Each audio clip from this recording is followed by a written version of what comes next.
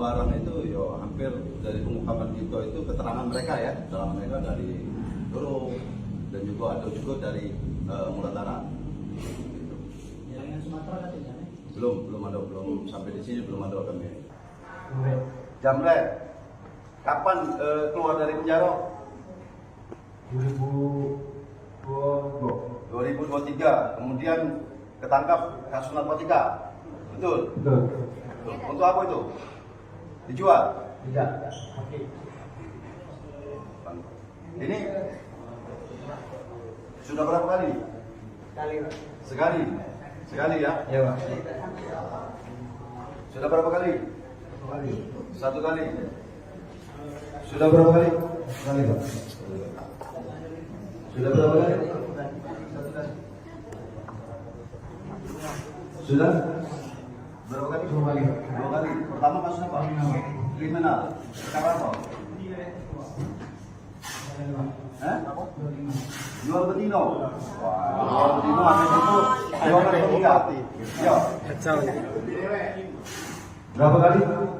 Sama rokok. Kali. Sudah berapa kali? Dua kali. Pertama? Jamret. Dari pengakuan ya, yo artinya untuk kehidupan sehari-hari kan seperti itu kan, atau pencarian lah kan. Nah, ya benar. Tidak melepas kemungkinan dengan motif dan saksi-saksi yang kita miliki yang bersangkutan mungkin lebih dari satu tempat untuk melaksanakan aksinya. Juga menggunakan alat bantu.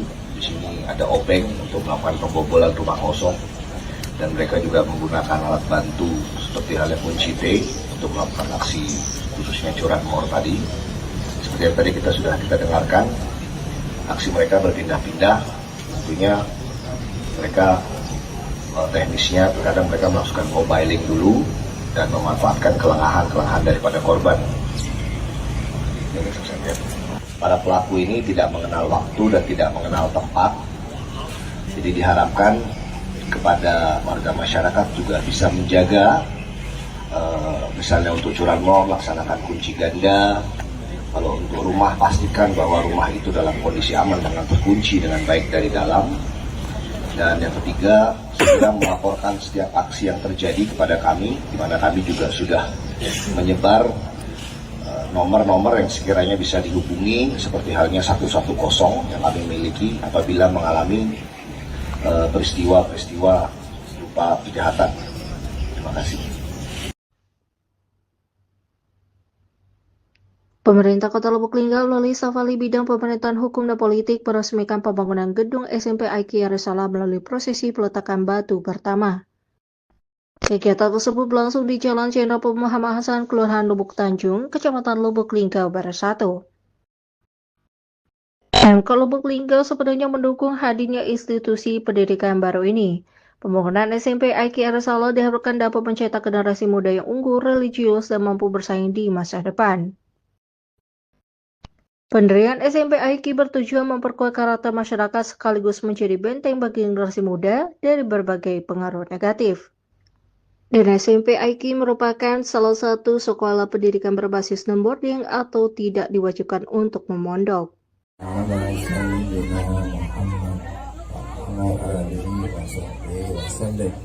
Allahumma salli ala sayyidina Muhammad. Allahumma terus bagi selawat.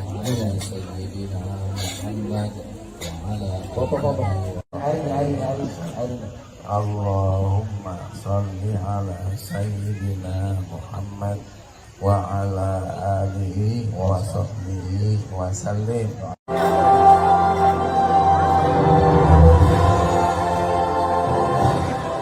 Mana Pak Wali kan?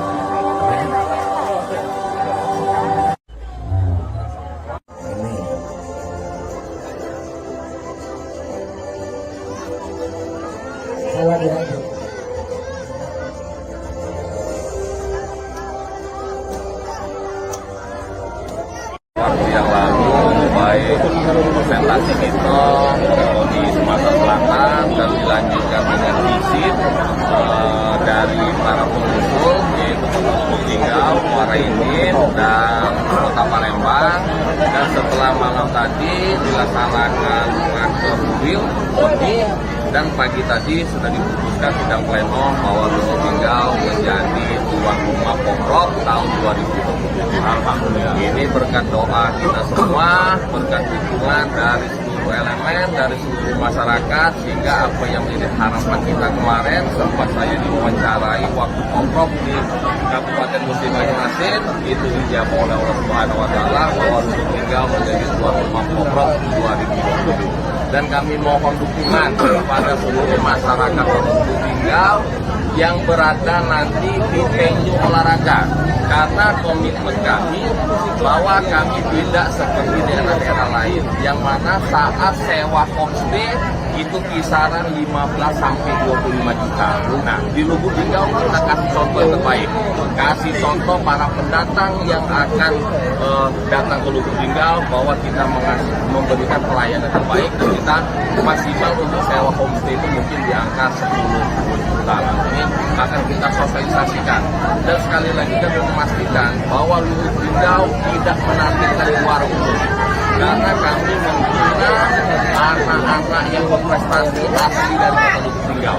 Kami tidak mendatangkan atlet dari luar Lubuk Linggau. Kami tidak target untuk juara umum, tapi kami membina para atlet asli kelahiran atau domisili di Kota Lubuk Linggau. Nanti baru kita bicarakan untuk persiapan-persiapannya. Yang jelas di tahun 2026 mungkin sekali lagi mohon maaf kepada masyarakat Kota Lubuk Linggau, ada beberapa venue olahraga yang harus kita bantu.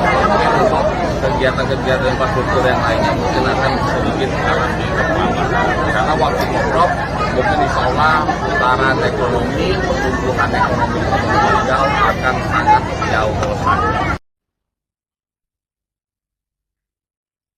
Wali Kota Lubuk Linggau Haji Rahman Hidayat menghadiri sekaligus membuka secara resmi Musyawarah Cabang 5 Ikatan Bidan Indonesia Kota Lubuk Linggau yang digelar di Gedung Kesenian. Dalam kesempatan itu, Wali Kota Lubuk Linggau menyampaikan apresiasi dan ucapan selamat datang kepada para peserta musyawarah cabang yang hadir dari berbagai daerah. Ia menegaskan bahwa musyawarah cabang merupakan ajang strategis bagi Ikatan Bidan Indonesia untuk memperkuat kontribusi para bidan dalam pembangunan kesehatan, terutama dalam upaya meningkatkan kualitas layanan kepada masyarakat. Wali Kota Lubuk Linggau juga memberikan penghargaan kepada pengurus Ikatan Bidan Indonesia periode sebelumnya, terkhusus kepada Ketua Ikatan Bidan Indonesia Lubuk Linggau, atas kerjasama yang telah terjalin baik dengan pemerintah kota. Menurutnya, bidan memiliki peranan penting sebagai garda terdepan dalam menjaga keselamatan ibu dan anak, mulai dari masa kehamilan hingga proses persalinan. Karena itu, ia berharap melalui musyawarah cabang ini akan lahir pengurus baru yang mampu melanjutkan sinergi bersama pemerintah kota dan membawa organisasi semakin berkembang. Dengan diadakan musyawarah cabang 5 Ikatan Bidan Indonesia Lubuk Linggau diharapkan dapat menghasilkan keputusan terbaik demi meningkatkan mutu pelayanan kebidanan serta memperkuat upaya peringatan kesehatan masyarakat di Kota Lubuk Linggau. 2, 1, dan beri aplaus yang meriah. Dengan dikumpulnya doa musyawarah cabang 5 Ikatan Bidan Indonesia Kota Lubuk Linggau secara dengan pemerintah Lubuk Linggau dan stakeholder terkait. Kami mengetahui bahwa bidan ini sebagai garda terdepan yang disampaikan Ketua Umum tadi bahwa mewakilkan di seluruh Indonesia dari 514 kabupaten kota. Alhamdulillah ini ada semua. Memang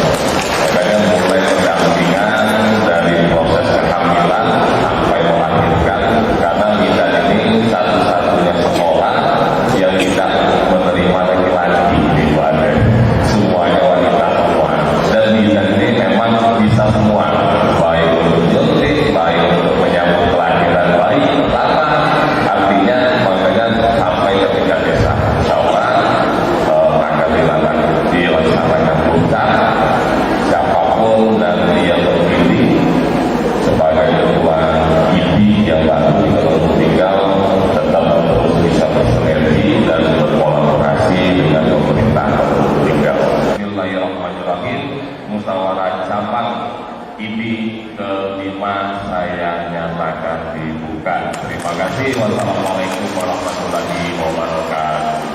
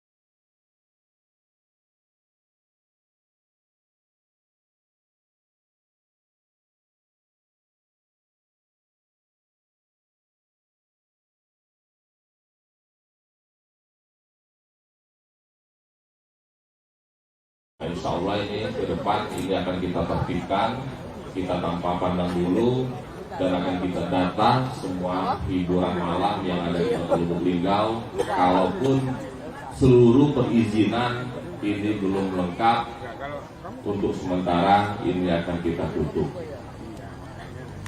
Karena sudah banyak kecaman daripada masyarakat maupun dari alim ulama bahwa dengan kondisi seperti ini seakan terjadi pembiaran. Kita lagi mendata, makanya saya minta Pak Sekda untuk mengikuti rapat yang sudah saya instruksikan beberapa waktu yang lalu ke salah satu kafe yang sempat viral. Memang kami sudah melakukan menurunkan tim wasdal bahwa memang ada beberapa izin yang belum dipenuhi, dan sangat disayangkan dari pernyataan pemilik kafe atau pemilik kafe tersebut tidak mengindahkan apa yang menjadi surat pernyataan mereka dan tetap melaksanakan grand opening. Di perjanjian mereka itu untuk pelaksanaan grand opening tidak memakai DJ dan sebagainya. Tapi waktu pas grand opening banyak video yang beredar di media sosial ternyata mereka tetap menggunakan DJ. Jadi akan segera tindak lanjut. Ini embrio dari permasalahan hiburan yang ada di Kota Lubuk Linggau. Insya Allah ini akan kita data semuanya, yang mana tidak mempunyai izin, yang mana memang sudah mempunyai izin yang lengkapnya kita atur juga nanti. Ini juga akan menjadi salah satu pendapatan asli daerah. Artinya tidak hanya kafe yang viral itu Pak ya?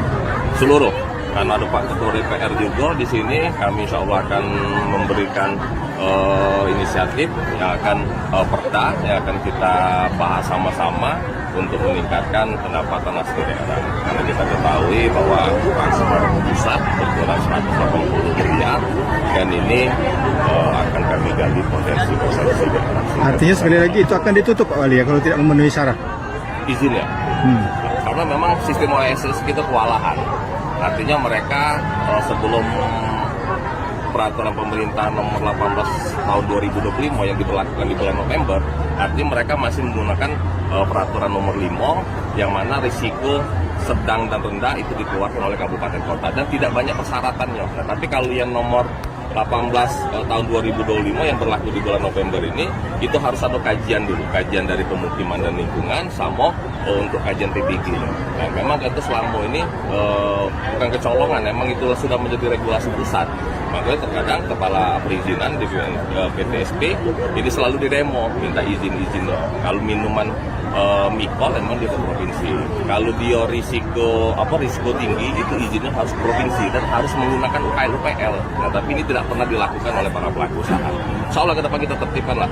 Ini menjadi evaluasi kita bersama, yang mana yang menjadi kritikan para alim ulama, dan harapan kami juga sudah membuat kajian. Ini akan kami bentuk tim yang melibatkan nanti seluruh unsur maupun stakeholder untuk melakukan pengawasan. Ya, artinya kalau izin mereka sudah lengkap, ya baik mikol mereka sudah ada, nah ini kita awasi sama-sama bahwa selama hiburan itu buka, jangan sampai ada anak di bawah umur yang masuk ke dalam sana, jangan sampai ada peredaran narkoba, apalagi ada prostitusi. Nah, ini menjadi tanggung jawab kita bersama. Ya, harapan saya selaku kepala daerah bersama wakil wali kota serta ketua DPR, kita kaji sama-sama. Jangan kita berkoar-koar di media sosial, tetapi kita tidak melakukan pengawasan bersama. Insya Allah kita buat tim khusus untuk pengawasan dan pengendalian ya, ke depan. Sehingga menjadi perhatian kita bersama, karena kita sayang dengan generasi penerus kita, dengan warga Kota Lubuk Linggau, yang insya Allah yang ke depan ini menjadi harapan bangsa Indonesia dan harapan Kota Lubuk Linggau. Mungkin untuk tim sendiri Pak yang beranggotakan siapa-siapa saja Pak? Untuk tim stakeholder yang terkait, Forkopimda yang jelas kita libatkan, terus leading sektornya dari Pol PP dan Dinas Pariwisata. Wali Kota Lubuk Linggau Haji Rahmat Hidayat didampingi Ketua TPPKK Haji Rizka Ayu secara resmi menyerahkan seragam sekolah gratis untuk siswa SD dan SMP negeri maupun swasta se-Kota Lubuk Linggau yang dipusatkan di halaman SMP Negeri 1 Lubuk Linggau. Kepala Dinas Pendidikan dan Kebudayaan Kota Lubuk Linggau Firdaus Abki dalam laporannya mengatakan program bantuan seragam sekolah gratis merupakan realisasi program strategis Wali Kota dan Wakil Wali Kota Lubuk Linggau, Haji Rahmat Hidayat dan Rustam Effendi. Tahun 2025 total penerima bantuan seragam sekolah gratis mencapai 8.267 siswa, terdiri dari SD seragam putih merah, seragam pramuka, dan 1 set baju olahraga lengkap dengan atribut, sedangkan SMP seragam putih biru, pramuka, serta olahraga. Dalam sambutannya, Wali Kota Lubuk Linggau Haji Rahmat Hidayat menyampaikan rasa syukur karena program seragam sekolah gratis dapat direalisasikan pada tahun pertama pemerintahannya. Ia juga menjelaskan panjangnya proses regulasi yang harus ditempuh sebelum program ini dapat direalisasikan, mulai dari harmonisasi peraturan hingga fasilitas di tingkat provinsi. Menurutnya, program pemberian seragam sekolah gratis ini tak dibatasi berdasarkan status ekonomi, ASN, maupun latar belakang lainnya, agar seluruh siswa SD hingga SMP merasakan manfaat yang sama. Sebelum menutup sambutannya, ia berpesan kepada orang tua agar mempercayakan proses pendidikan anak sepenuhnya kepada sekolah saat berada di lingkungan sekolah, serta mengajak semua pihak menjaga hubungan baik antara guru, siswa, dan orang tua.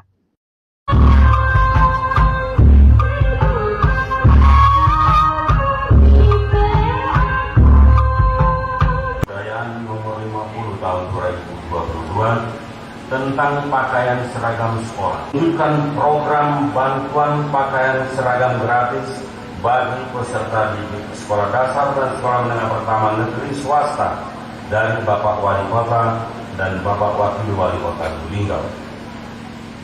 Jumlah sekolah penerima bantuan seragam SD negeri sebanyak 85 sekolah, SD swasta sebanyak 17 sekolah, SMP negeri sebanyak 15 sekolah, SMP swasta sebanyak 17 sekolah. Total jumlah peserta didik penerima bantuan seragam sekolah. Total jumlah peserta didik penerima pakaian seragam sekolah bagi peserta didik jenjang pendidikan sekolah dasar dan jenjang pendidikan sekolah menengah pertama negeri dan swasta sebanyak 8.267, terdiri dari 1. Penerima pakaian seragam sekolah jenjang SD negeri dan swasta sebanyak 4.247 dengan rincian sebagai berikut. A. Laki-laki berjumlah 2.168 orang. B. Perempuan berjumlah 2.079 orang. Beberapa waktu yang lalu sempat ramai di media sosial, sempat heboh, banyak para penggiat kontrol sosial ramai datang ke kantor dinas pendidikan untuk menanyakan seragam gratis sampai keterlambatan. Insya Allah di tahun depan, tahun 2026, kita akan serahkan setelah melewati 1 bulan paling lama setelah melewati tahun ajaran baru. Karena setiap tahun ajaran baru pasti gaji ke-13 para ASN, TNI dan Polri itu keluar. Karena kalau kita serahkan di waktu itu, kita pasti menyalahkan aturan. Insya Allah 1 bulan kemudian itu langsung kita serahkan. Nah, mungkin untuk penerimaan siswa barunya ini tolong dipercepat, Ibu. Jadi supaya para dinas pendidikan ini bisa mendata terlebih dahulu berapa ukuran bajunya. Harapan kami baju yang diserahkan ini tidak kekecilan tapi kebesaran. Kalau kebesaran itu bisa dikecilkan, mungkin bisa dipakai sampai tahun kedua atau tahun ketiga. Motif atau desain daripada baju batik itu merupakan pemenang sayembara batik tinggal kemarin, yaitu Kunjung Langit, anak SMP dan SD baik negeri maupun swasta di tahun pertama. Operasi lilin akan dimulai di tanggal kita akan melaksanakan tanggal 19 atau 20 ya nantinya, akan berlaku sampai tanggal 2 Januari. Di situ untuk Linggau kita akan memberikan pos terpadu, pos pelayanan maupun pos pam. Jadi kita bagi tentunya targetnya selain pusat keramaian masyarakat, aktivitas masyarakat, tempat ibadah, juga mengantisipasi adanya gangguan-gangguan kamtipas. Tapi tujuan utamanya kita untuk pelayanan terhadap masyarakat, khususnya masyarakat Linggau. Berapa titik Pak untuk pos pengamanan? Kita akan buat ada 4 titik yang tersebar, baik itu di stasiun, sana di lapangan Taman Kurma, lapangan Merdeka, di depan Lipo, sama di Simpang Petanang. Kapan Pak mulai dibangun itu Pak? Di sini kan Tanggal 20 ya. Hamin berapa berarti? Hamin 10 ya? Hamin 5. Hamin 5 dari Natal dan Hamin 10 dari Tahun Baru ya. Mungkin himbauan gitu Pak untuk masyarakat sendiri Pak, karena kota ini kan pusat. Betul. Ya, saya menghimbau kepada masyarakat tentunya untuk menjaga situasi kamtipas dan juga menghimbau nanti kepada masyarakat yang datang untuk menikmati liburan di Kota Lubuk Linggau. Diharapkan juga kepada masyarakat yang libur untuk menjaga keamanan rumahnya, barang-barang milik pribadinya, agar menjaga supaya tidak terjadi hal-hal yang tidak diinginkan terhadap barang di rumahnya, atau jangan sampai ada kebakaran, dan juga kita saling menjaga, menghormati dalam pelaksanaan bagi saudara-saudara kita yang melaksanakan merayakan Natal. Terima kasih. Berapa personil Pak yang akan dikerahkan untuk pengamanan Nataru ini Pak? Rencana kita akan secara khusus kita akan mengerahkan sekitar 225 personil Polres Lubuk Linggau, tentunya itu juga gabungan yang nanti akan dibantu dari TNI maupun dari pemerintah kota dan stakeholder terkait. Kalau untuk pengamanan di pos-pos sendiri Pak, berapa personil Pak? Rencana di situ kita akan gabungan, baik ada personil Polri-nya sendiri ada 5, nanti dari masing-masing stakeholder baik instansi rencana ada perwakilan 2 sampai 3 satu pos. Sebanyak 1.761 tenaga honorer di lingkungan pemerintah Kota Lubuk Linggau resmi menerima SK pengangkatan sebagai pegawai pemerintah dengan perjanjian kerja pada waktu tahun 2025. Penyerahan SK secara simbolis tersebut dilakukan langsung oleh Wali Kota Lubuk Linggau Haji Rahmat Hidayat di lapangan Juara. Seluruh peserta yang hadir mematuhi ketentuan berpakaian dengan mengenakan seragam korpri lengkap dengan atribut. Adapun rincian tenaga teknis sebanyak 1.207 orang, tenaga kesehatan 208 orang, dan tenaga guru 346 orang.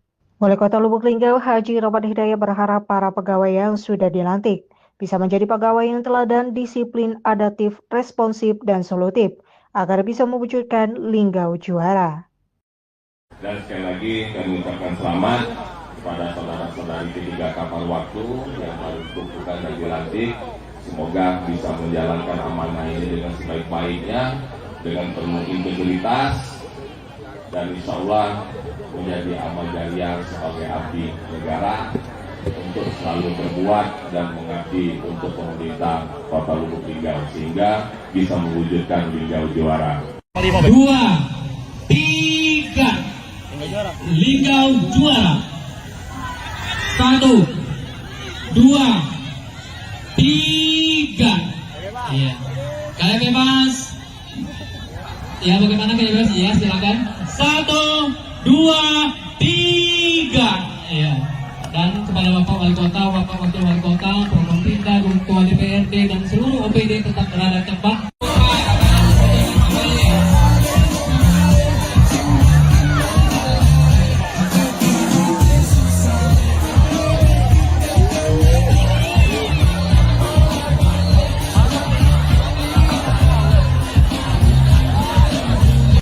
Untuk P3K Paluwaktu, ya alhamdulillah hari ini merupakan hari yang ditunggu sama mereka. Artinya status mereka sudah jelas, sudah ber-NI nomor induk pegawai pemerintah dengan perjanjian kerja. Insya Allah itu menjadi semangat untuk mereka yang mana sudah berjuang, kawan-kawan mereka yang terlebih dahulu sudah mendapatkan SK P3K penuh waktu, dan alhamdulillah hari ini sudah mendapat paruh waktu.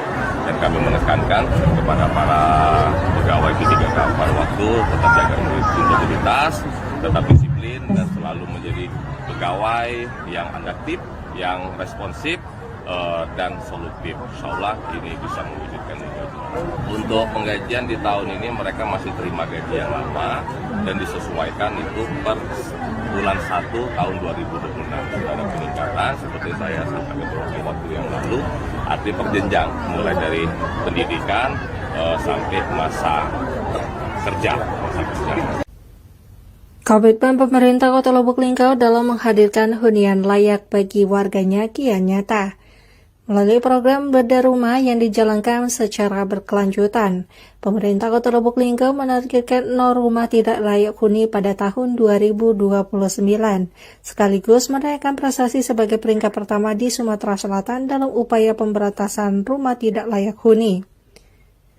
Program tersebut kembali diwujudkan melalui kegiatan Bedah Rumah milik Andi, warga Jalan Keramat Abadi RT 5 Kelurahan Ceremetaba, Kecamatan Lubuk Linggau Timur 2. Kegiatan ini menjadi simbol nyata kehadiran pemerintah di tengah masyarakat yang membutuhkan. Dalam sambutannya, Wali Kota Lubuk Linggau Haji Ramadi Hidayat mengungkapkan bahwa hingga tahun ini tercatat 732 rumah tidak layak huni di Kota Lubuk Linggau. Dari jumlah tersebut, 77 unit telah berhasil dibangun dan diperbaiki sepanjang tahun 2025, sehingga masih tersisa sekitar 723 rumah yang akan menjadi fokus penanganan ke depannya. Pemerintah Kota Lubuk Linggau juga akan memanfaatkan bantuan keuangan bersifat khusus dari Gubernur Sumatera Selatan yang direncanakan dialokasikan untuk program Bedah Rumah pada tahun 2026. Upaya tersebut membuahkan hasil membanggakan. Dari 17 kota kabupaten di Sumatera Selatan, Kota Lubuk Linggau berhasil meraih peringkat pertama dalam program pemberantasan rumah tidak layak huni. Prestasi ini menjadi bukti nyata tinggi kepedulian dan konsentrasi pemerintah Kota Lubuk Linggau terhadap kesejahteraan masyarakat. Untuk mengatasi persoalan tersebut, pemerintah Kota Lubuk Linggau menempuh langkah kolaboratif dengan Basnas agar masyarakat yang belum terdata tetap bisa memperoleh bantuan hunian layak huni.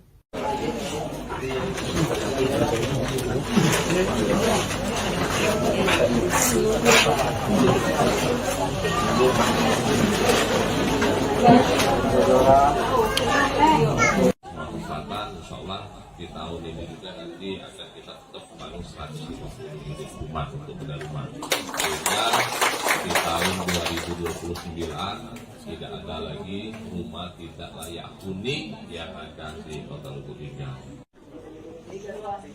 Pak Camat, satu tik sekali lagi.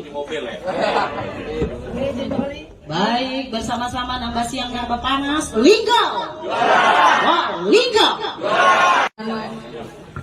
Dari Bedah Rumah terlebih dahulu.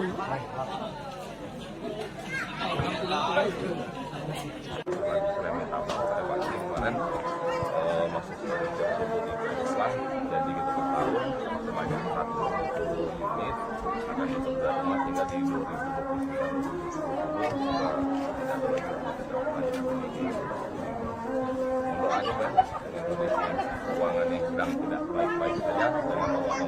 tapi kami tetap semangat, tidak memakai semangat kami untuk bekerja, untuk selalu berubah dengan masyarakat.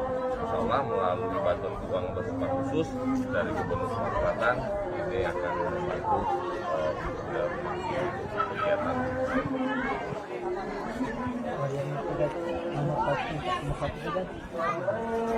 Artinya kita dari 17 kabupaten kota juga dapat penghargaan nomor 1 untuk pemberantasan pembangunan tidak layak huni. Artinya tingkat kepedulian pemberantasan meninggal lebih tinggi dari pemerintah kabupaten kota lain. Kalau sejauh ini mereka sudah memiliki cuma terkadang menjadi kendala itu juga mereka ini tidak masuk di database netizen, ini jadi kendala. Makanya kita kolaborasi dengan Basnas. Mungkin ada yang maaf kondisi yang rumahnya tidak layak huni, tapi mereka tidak masuk di database netizen. Itu tidak bisa kita bangun, baik melalui APBD itu tidak bisa kita bangun. Tapi kita libatkan Basnas, setelah kita kolaborasi dengan POCS, tetap kita bangun.